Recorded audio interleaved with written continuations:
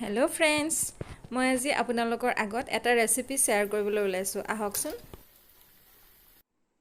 এয়া কলপচলাখিনি মিহিকৈ কাটি লৈছোঁ।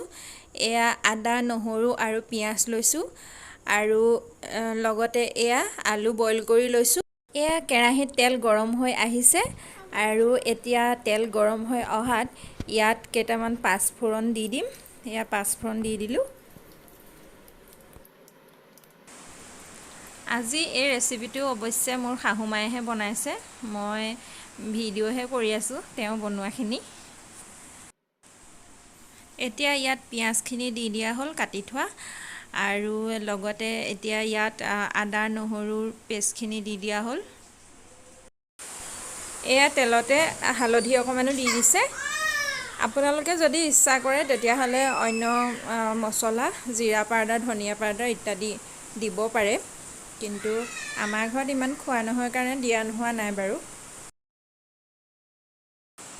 এতিয়া ইয়াত এই কলপচলাখিনি দি দিলোঁ, লগতে বইল কৰি থোৱা আলুবোৰ ভাঙি দি দিয়া হ'ল।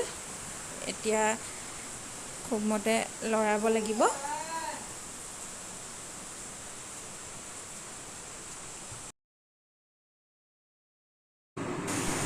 এনেদৰে ঢাকনি দাঙি 20-25 মিনিটমান সময় ভাজিব লাগিব। এয়া ভাজি আমাৰ হৈ গৈছে প্ৰায়, আৰু এয়া আমাৰ কলপচলা ভাজি ৰেডি। আপোনালোকৰ যদি এই ৰেচিপিটো ভাল লাগিছে তেতিয়াহ'লে ট্ৰাই কৰি চাব পাৰে।